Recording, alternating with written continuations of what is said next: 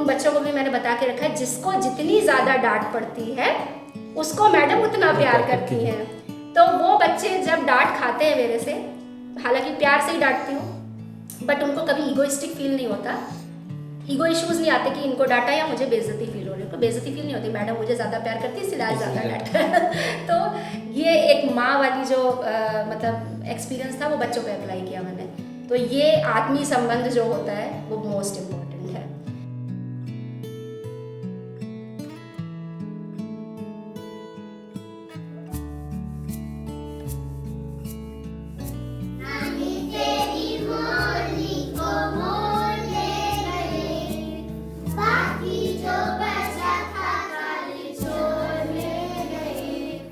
गांव कनेक्शन में एक बार फिर आप सभी का बहुत बहुत स्वागत है। हमेशा हम शिक्षा की बात करते हैं, लेकिन शायद ही कोई शिक्षकों की बात करता है। उन्हीं शिक्षकों की बात करने के लिए गांव कनेक्शन ने एक मुहिम चलाई है, टीचर कनेक्शन। तो आज टीचर कनेक्शन में हमारे साथ है बाराबंकी के त्रिवेदीगंज ब्लॉक के प्राथमिक विद्यालय की सहायक अध्यापिका गरिमा त्रिपाठी जी। तो गरिमा त्रिपाठी जी, आपका बहुत बहुत स्वागत है।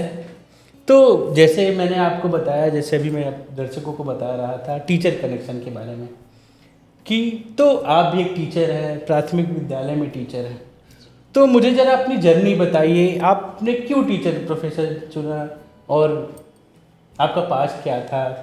जी बिल्कुल sir, thank you so much. सबसे पहले तो आपका धन्यवाद कि आपने गांव कनेक्शन से मुझे कनेक्ट किया, और मैं इस वक्त रिप्रेजेंट कर रही हूँ गांव को, और शायद कनेक्ट करूँगी उसे शहर से। शिक्षा सबसे एक ऐसी बेसिक चीज़ है जिसके बिना हम जिंदा तो रह सकते हैं लेकिन सरवाइव नहीं कर सकते। तो मुझे मेरी जो जर्नी है उसमें मैं बताना चाहूँगी कि कभी मैंने नहीं सोचा था कि मैं टीचर बनूँगी।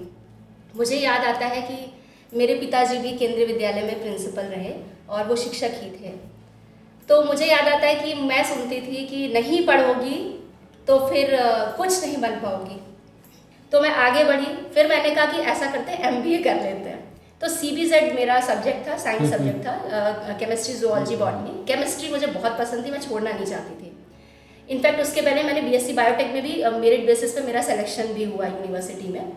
BSc कंप्लीट हुई तो उसके बाद मैंने डिसाइड किया कि मैं क्लिनिकल साइकोलॉजी में PG करूँगी। फिर वो जर्नी आगे बढ़ी, पता नहीं क्यों मुझे लगा कि MBA भी करना चाहिए, तो मैंने प्रिपरेशन की। बट जब मेरा सिलेक्शन हुआ IMT गाजियाबाद में, तो पिताजी ने कहा कि बेटा बहुत पैसा लगेगा इसमें, तो और कहीं तुम्हारा मूड चेंज हो गया कि मैं नहीं करूँगी तो तुम्हारा एजुकेशन लोन कौन देगा। मैंने कहा ठीक है कोई बात नहीं, मैं सरकारी नौकरी ले लेती हूँ। तो बोले ठीक है। तो BTC का उस टाइम निकला हुआ था, उसमें बहुत सारे BTech वाले भी अप्लाई करने का प्रोविज़न खुल गया था। तो मैंने BTC किया, उन्होंने पापा ने मेरे ज़बरदस्ती करवाया। फिर B.Ed में भी मेरा फ्री सीट पे सिलेक्शन हो गया, बहुत अच्छी रैंक आई मेरी, उसमें भी उन्होंने करवा दिया। तो एट लास्ट फिर मैंने एक बार मेरा सिलेक्शन हुआ, तुरंत टेट निकला और मेरा सिलेक्शन जो पोस्टिंग थी वो हुई थी कन्नौज में। मैंने फिर उस जॉब को छोड़ दिया। अच्छा। फिर मैंने एंट्रेंस एग्ज़ाम, जब योगी जी की सरकार में पहली बार एंट्रेंस एग्ज़ाम हुआ, उसमें मैंने दिया और मेरा सिलेक्शन हो गया। मेरी पहली पोस्टिंग हुई बाराबंकी त्रिवेदीगंज में।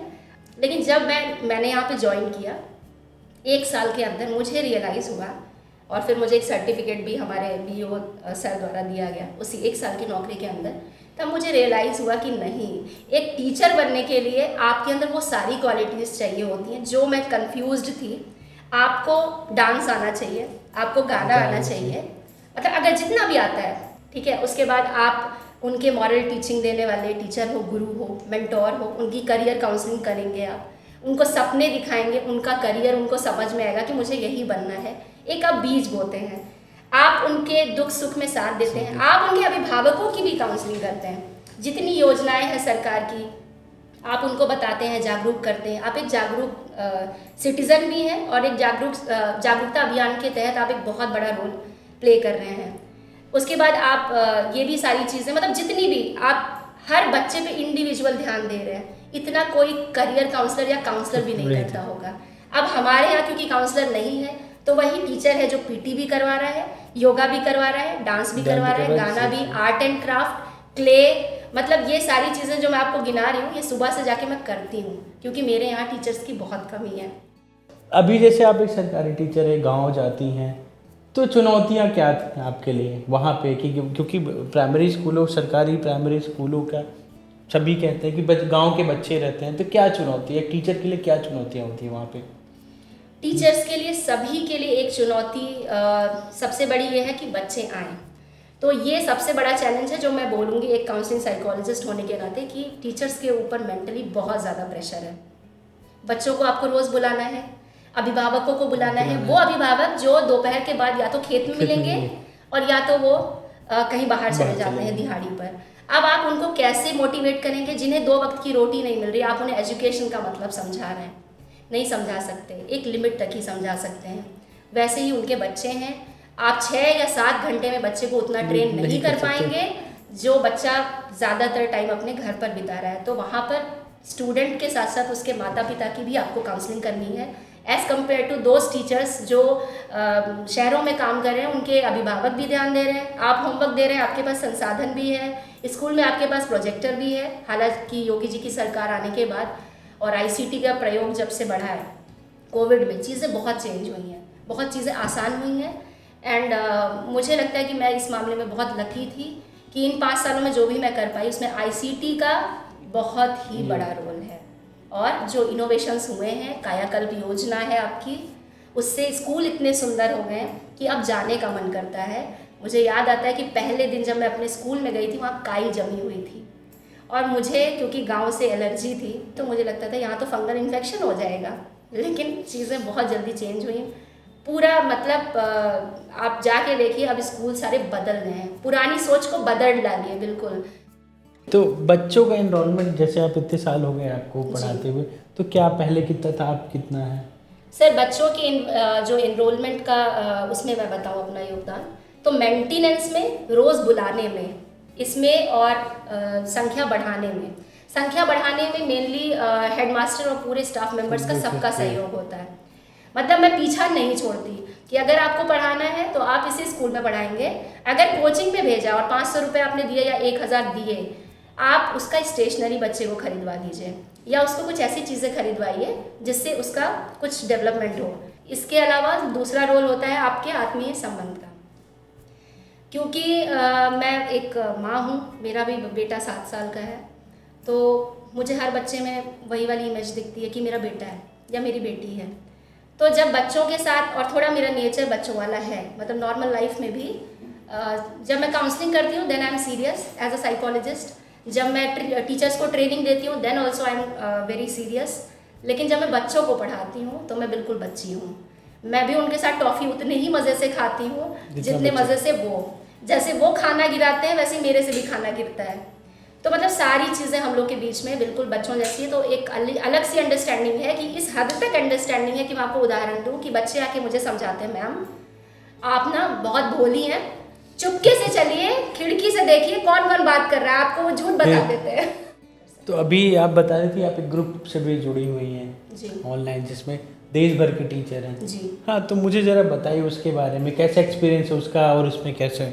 जी सर, उसने मेरी लाइफ बदल दी इस एक्सपीरियंस ने। जब कोविड आया तो ये जितनी भी मुझे एक्सपीरियंस और नॉलेज था, खाली टाइम में यही लगता था कि करें क्या। तो मुझे लगा कि ऐसा करते हैं, टीचर्स को बहुत स्ट्रेस हो रही है, मुझे भी 3 बार कोविड हुआ। तो उस कोविड के दौरान मैंने अपनी काउंसलिंग जारी रखी। कोई भी टीचर जो जानता था कि मैं साइकोलॉजिस्ट हूँ या मुझे लगता था उसको है प्रॉब्लम, मैं खुद फ़ोन करके हालचाल लेती थी। और मैं जबकि खुद भी बीमार थी, मुझे ऐसा लग रहा था कि मैं नहीं बचूंगी अब। तो जो लोग बात नहीं करते थे, बड़ा डर लगता था उस वक्त कि आज इसने बात क्यों नहीं की। तो मैं मैसेज करके या कॉल करके मैं कंफर्म करती थी कि ये ठीक है या नहीं है।